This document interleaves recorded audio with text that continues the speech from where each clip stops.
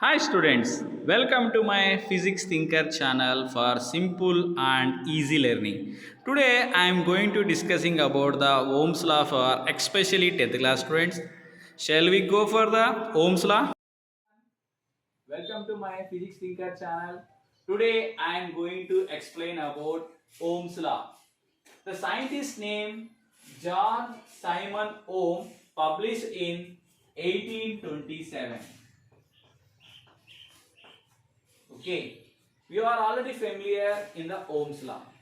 Why Ohm's law is very preferable nowadays? The century in 18th century. Now we are 2025. Now only we are using the great scientist. The name Ohm's law states that that Ohm's law. Before going to the Ohm's law statement, I have to tell something about the topics. That is conducting material, that is conductor. What is meant by conductor?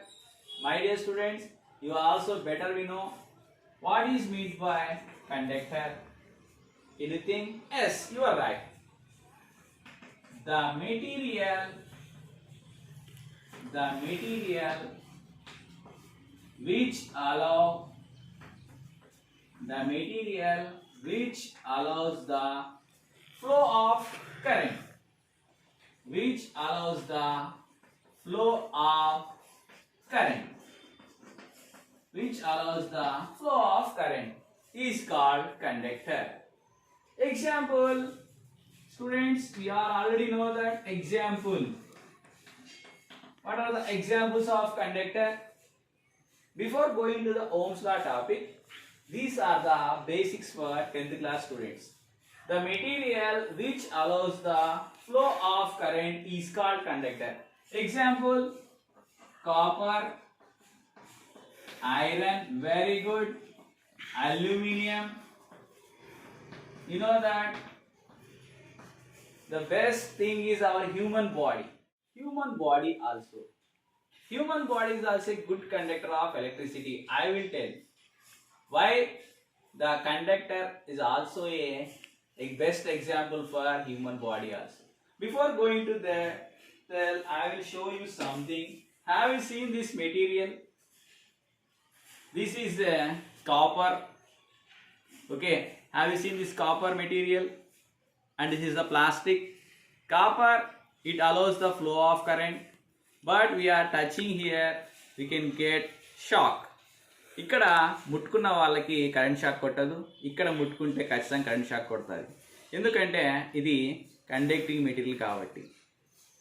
Okay, are getting my point? This is about the material which allows the current. It is called conductor. That is copper. Okay, copper material. Now next thing is we have to understand copper is completed. Human body, మన human బాడీలో red blood cells ఉంటాయి, white blood cells ఉంటాయి. Red blood సెల్స్లో iron material మనము wire తీసుకుంటాం. ఈ wire for example మనము మన బాడీలోకి ఇలా ముట్టుకోవడం వల్ల మన బాడీలోకి ఎంటర్ అవుతుంది. ఎంటర్ అవ్వడం వల్ల మన బాడీలో ఏముంటాయి? బ్లడ్ సెల్స్ ఉంటాయి, తర్వాత బ్లడ్ వెజల్స్ ఉంటాయి, తర్వాత బ్లడ్ ఉంటుంది. ఈ బ్లడ్లోకి తొందరగా అలో చేస్తుంది, మన బాడీలోకి కరెంటు తొందరగా అలో చేస్తుంది. కాబట్టి మనకి ముట్టుకోగానే షాక్ కొడతారు. ఎందుకంటే బ్లడ్లో ఐరన్ శాతం ఎక్కువ ఉండాలి. మన బాడీలో ఐరన్ శాతం ఎక్కువ ఉండాలంటే ఐరన్ ఫుడ్ తినడం వల్లనే మనకి బాడీకి వస్తుంది. అది టాపిక్లో ఒక భాగం అయిపోయింది అనమాట. Human body is a good conductor అని మనం చెప్పుకుంటాము. సో దీన్ని పక్కన పెడితే మెయిన్ టాపిక్లోకి వెళ్దాం. The materials which allows the flow of current is called conductor. Copper, iron, aluminum, human body మాడుకున్నాం. తర్వాత ఇప్పుడు ఓమ్స్ లా ఏం చెప్తుంది మనకి? ఓకేనా, మెయిన్ టాపిక్ ఏం చెప్తుందంటే Ohm's law explains about the రాసుకుంటే you can get good marks. Explain about the relation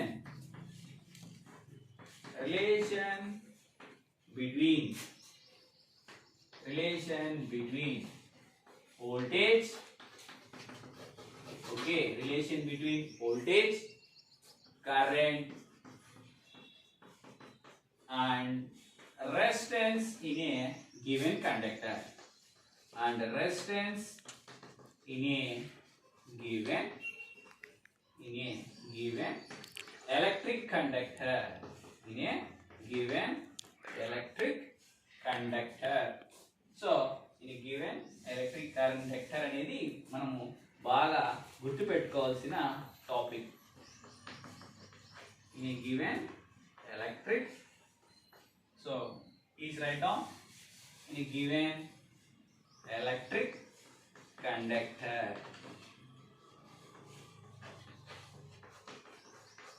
So I am underlining this electric conductor. So Ohm's law అంతా కండక్టర్ మీదే డిపెండ్ అయింది. ఎందుకు అంటే ఇది కరెంట్ అనేది చాలా ఇంపార్టెంట్ కాబట్టి చెప్పుకున్నాము.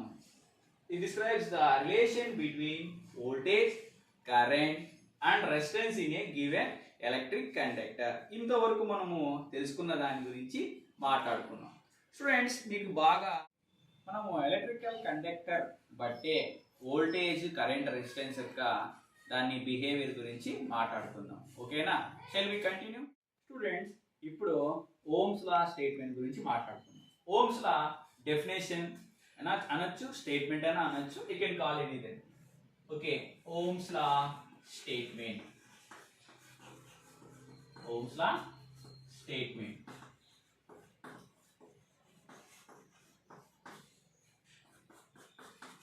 Students, if you write, you can get good marks in the 10th class exam. You can write down at constant temperature, at constant temperature,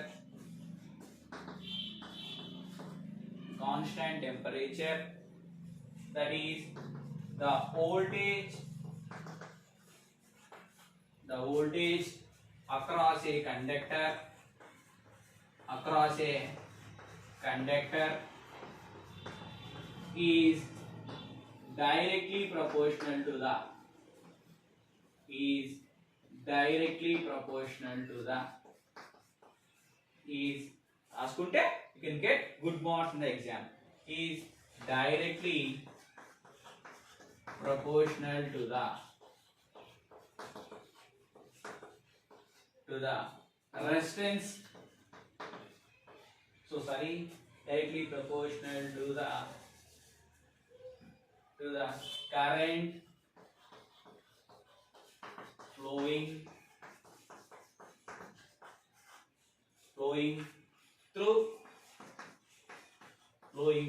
a conducting material. Flowing through it is called Ohm's law.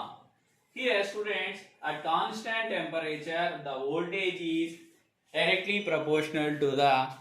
So ఇక్కడ చూడండి ఎంత బాగుందో. Constant టెంపరేచర్లోనే voltage across a conductor is directly proportional to the current flowing through it. So mathematical formula రాస్తే మీకు ఇంకా చాలా బాగా అర్థమవుతుంది. స్టూడెంట్, నేను రాయబోతున్నాను. ఈ స్టేట్మెంట్ని రాసుకోండి, మీకు చాలా బాగా పనికొస్తుంది. So students, here the mathematical formula is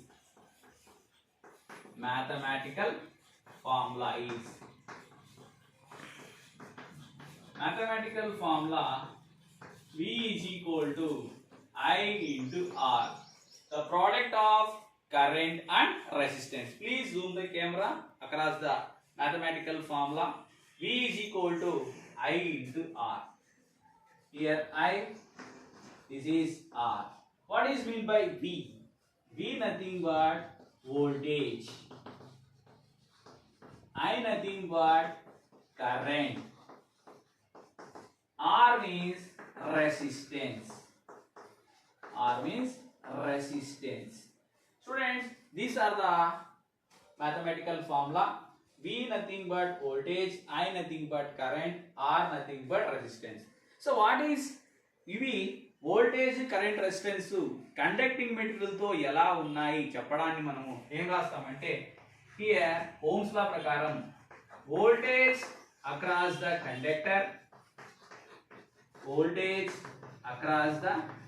conductor, voltage across the conductor. I nothing but the current flowing through the conductor, the current flowing through the conductor. Okay చూడండి, కండక్టరే అంటున్నాడు, ఓమ్స్ లా మొత్తం కండక్టరే అంటున్నాడు. Are nothing but resistance of the conductor,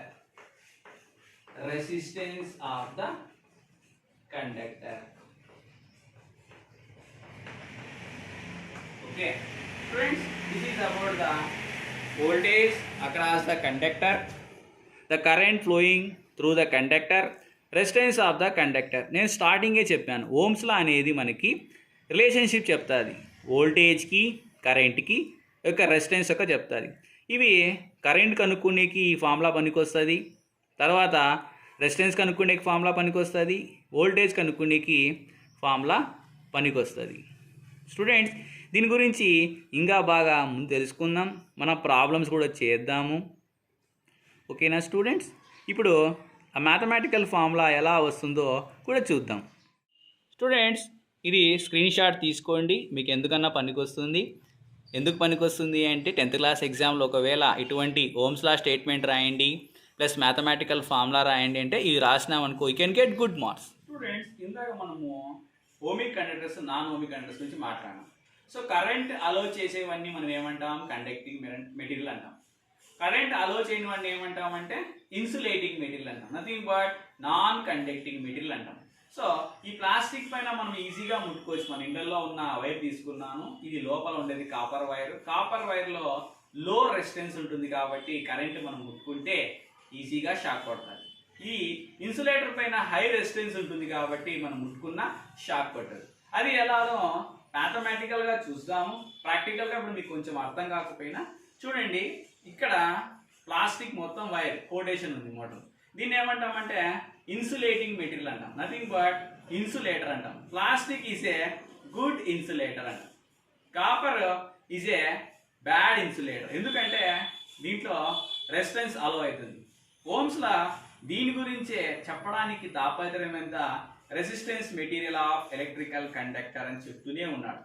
so కొంచెం mathematics గురించి మాట్లాడుకున్న తర్వాత ప్రాక్టికల్ గురించి ఇంకాస్త తెలిస్తే మీకు అర్థమవుతుంది. ఓకేనా స్టూడెంట్స్? Let's see. సో ఎలా సార్ అని అనుకుంటే కరెంట్ కనుక్కోవడానికి, రెసిస్టెన్స్ కనుక్కోవడానికి, వోల్టేజ్ ఎలా కనుక్కోవడానికి కూడా మనకి ఇది సహాయపడుతుంది. ఫార్ములా ఓమ్స్ లా ఫార్ములా మనకు తెలిసిన ఫార్ములా ఏంది? V = I × R. సార్ ఏం సార్ ఇది వోల్టేజ్, కరెంటు, రెసిస్టెన్స్ అంటే దాని గురించి మాట్లాడుకోవడానికి ఈ టాపిక్ తీసుకొస్తున్నాను. ఇప్పుడు ఫస్ట్ చిన్నగా షార్ట్ వేలో ప్రాబ్లమ్స్ చేయడానికి ఓమ్స్ లా వాడతాం, తర్వాత ప్రాక్టికల్ గురించి కొంచెం మాట్లాడుతాం, తర్వాత ఇవి ఎట్లా దాని మీద ప్రభావం చూపుతాయని మాట్లాడతాం. So okay, first you can know that formula మనకి V = ఇవ్వలేదు అనుకుందాం. Problem example current I = 2 amps ఇచ్చినాయి అనుకుందాం. ఓకేనా? రెసిస్టెన్స్ మనకి చిన్నగా రాసుకున్నాం. రెసిస్టెన్స్ ఎంత ఇచ్చినాడు? 2 ohms అనుకుందాం. ఎట్లా అనుకుందాం? 2 ohms అనుకుందాం. So current, voltage, resistance definition చెప్తాను, జస్ట్ ఒక ప్రాబ్లం చూడండి, మీకు అర్థమవుతుంది. సో V = చాలా ఈజీ, ఎవరైనా చెప్పగలరు. సో ఎంత కరెంటు? 2. రెసిస్టెన్స్ ఎంత? 2. we can get V = 4 volts. ఈజీనా? ఇలా మనం కనుక్కోవచ్చు. ఒకవేళ వోల్టేజ్ 4 volts ఇచ్చినాడు, కరెంటు తెలియదు, అదే ప్రాబ్లం వేసేది. రెసిస్టెన్స్ 2 ohms ఇచ్చినాడు అనుకుందాం. ఓకేనా? ఇక్కడ ఇస్తే డైరెక్ట్ రాసుకోవచ్చు, V = I × R అన్న. సో I కావాలి కాబట్టి I = ఇక్కడ మల్టిప్లికేషన్ ఉంది కాబట్టి ఏమవుతుంది? డివైడ్ అవుతుంది. వోల్టేజ్ ఇలా రాసుకోండి. వోల్టేజ్ వాల్యూ ఎంత? 4. రెసిస్టెన్స్ వాల్యూ ఎంత? 2. 2 1 = 2 2 = we can get 2 amps. వచ్చేసిందమ్మా, 2 amps వచ్చేసింది. సో నెక్స్ట్ ఇలాగే ఫర్ ఎగ్జాంపుల్ ఇదే ప్రాబ్లమ్ని మనకి వోల్టేజ్ ఇచ్చినాడు, ఎంత ఇచ్చినాడు? సేమ్ ఎంత వచ్చింది మనకి 4 volts వచ్చిందా. నెక్స్ట్ కరెంట్ వచ్చింది 2 amps. రెసిస్టెన్స్ కనుక్కో అంటున్నాను. ఎలా అంటే సేమ్ చూడండి, ఒకే ప్రాబ్లం తీసుకొని 3 ఎగ్జాంపుల్ మీకు చెప్పడానికి ప్రయత్నిస్తున్నాను, అర్థం చేసుకోండి. V is equal to I into R అంటాను. V is equal to I into R అంటాను. V is equal to 4, current 2, resistance మనకు కావాలి. రెసిస్టెన్స్ కి కరెంట్ ఎలా ఉంది, మల్టిప్లికేషన్ లో ఉంది. సో R ని పక్క తీసుకుంటే డివైడ్ బై 2 అవుతుంది, వస్తుంది. 2 1 ja 2 2 ja, we can get 2 ohms. We can get 2 ohms. చూసారా, ఒకే ప్రాబ్లం ని 3 రకాలుగా మీకు చెప్తున్నాను, మీకు ఈజీగా అర్థమవుతుందని ఆలోచిస్తున్నాను. సో కొంచెం జూమ్ చేస్తే మా పిల్లలు కొంచెం బాగా అర్థం చేసుకుంటారు. చూడండి, ఫస్ట్ వోల్టేజ్ కనుక్కోవాలా మనము. కరెంట్ ఇచ్చాడు, రెసిస్టెన్స్ కనుక్కోమన్నాడు. సో నేను ఉపయోగించిన formula V is equal to I into R అన్నాను. 2 into 2 వస్తే మనకి 4 volts వచ్చింది. ఒకవేళ కరెంట్ కనుక్కోవాలనుకుందాం. కరెంట్ కనుక్కోవాలనుకున్నప్పుడు మనం ఏం చేసినాము, V is equal to I into R formula వేసి I is equal to V by R రాసినాను. మన కరెంట్ వాల్యూ వచ్చింది 2 amps. ఎస్, పక్కన చూస్తే వోల్టేజ్ ఇచ్చినాడు, కరెంట్ ఇచ్చినాడు, రెసిస్టెన్స్ కనుక్కోమన్నాం. సేమ్ ఫార్ములా ఉపయోగించినాను, 3 రకాలుగానే వచ్చేసింది. చూస్తున్నారా, మనకి దీంట్లో మనకు అర్థమయ్యే విషయం ఏంటంటే, ఒకవేళ వోల్టేజ్ ఈకోకుండా కరెంట్ రెసిస్టెన్స్ ఇస్తే కనుక్కోవడానికి సేమ్ ఫార్ములా, వోల్టేజ్ ఇచ్చి కరెంట్ ఈకోకుండా రెసిస్టెన్స్ వాల్యూ ఇస్తే ఇలా కనుక్కోవచ్చు. తర్వాత వోల్టేజ్ కరెంట్ ఇచ్చి రెసిస్టెన్స్ కనుక్కోమంటే ఇలా కనుక్కోవచ్చు. స్టూడెంట్స్, ఇందాక మనము వోల్టేజ్ ఎలా కనుక్కోవాలా, కరెంట్ ఎలా కనుక్కోవాలా, రెసిస్టెన్స్ ఎలా కనుక్కోవాలో చూసుకున్నాం. సో ఇప్పుడు ఒకవేళ 10th క్లాస్ వాళ్ళకి 1 మార్క్ క్వశ్చన్స్ ఇచ్చాడు. వోల్టేజ్ అంటే ఏంది, కరెంట్ అంటే ఏంది, రెసిస్టెన్స్ అంటే ఏంది, 3 డెఫినేషన్స్, వాటి యొక్క యూనిట్స్, తర్వాత వాటిని ఎలా యూజ్ చేస్తారు, మెజర్ చేస్తారని కూడా చెప్పబోతున్నాను. సో వోల్టేజ్, కరెంట్, రెసిస్టెన్స్, ఈ 3. వోల్టేజ్, కరెంట్, రెసిస్టెన్స్, ఇవి 3 రకాలుగా తెలుసుకోవచ్చు. సో ఫస్ట్ ఆఫ్ ఆల్ మనకి అర్థం కావాలా అంటే ఒక సర్క్యూట్లో కూడా మనం డిజైన్ చేసి చూసుకోవచ్చు. ఎలా అని డైరెక్ట్ ఫార్ములా ద్వారా, డెఫినేషన్ ద్వారా కూడా మనం అర్థం చేసుకోవచ్చు. ఫస్ట్ డెఫినేషన్ చెప్తాను, తర్వాత సర్క్యూట్ చెప్తాను, తర్వాత కనెక్షన్ అనేది మీకు అర్థమైతే చూద్దాం. ప్రాక్టికల్ నాలెడ్జ్ కూడా మీకు ఐడియా వచ్చేస్తుంది. Okay, voltage means the potential difference between 2 points. The potential difference between 2 points. The potential difference between 2 points. Between 2 points is called voltage. So units are volts. Units are volts గా చూపిస్తాం. తర్వాత voltage is measured by using voltmeter. By using voltmeter. ఓకేనా. So volt symbol వచ్చేసి V గా తీసుకుంటాము. Volt meter ద్వారా మనం voltage ని మెజర్ చేస్తాం. నెక్స్ట్ ఏంటి, current. The flow of electrons per unit time. The flow of electrons per unit time. Per unit time is called current. Per unit time is called current గా రాసుకుంటాం. ఇది definitions అన్నమాట. Next units ఏమొస్తాయప్ప అంటే units are ampere. Units are ampere. Symbol వచ్చేసి capital A గానే రాయాలి. Capital ఏ రాస్తేనే మనకి ఎగ్జామ్ లో మార్క్స్ వస్తాయి. So current is measured by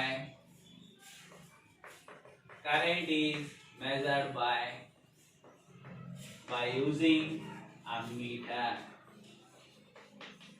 By using ammeter ఉపయోగించి మనము కరెంట్ ని మెజర్ చేయొచ్చు. సో వోల్టేజ్ అంటే ఇది, కరెంట్ అంటే ఇది, దాని యొక్క యూనిట్స్, అది ఎట్లా మెజర్ చేస్తారనేది చెప్పుకుందాం. సో వోల్టేజ్ అనేది the potential difference between 2 points is called voltage. Units are volts, symbol is V. Current is the flow of electrons per unit time is called current. Units are ampere. Current is measured by using ammeter గా తీసుకోవచ్చు. Next last one ఏది వస్తుంది మనకి, resistance. Resistance chapter లో key role పనిచేస్తున్నాను. రాసుకున్నట్లున్నారు, రాసుకుంటే నేను రెసిస్టెన్స్ గురించి రాస్తున్నాను, రాసుకోండి మా. ఎస్.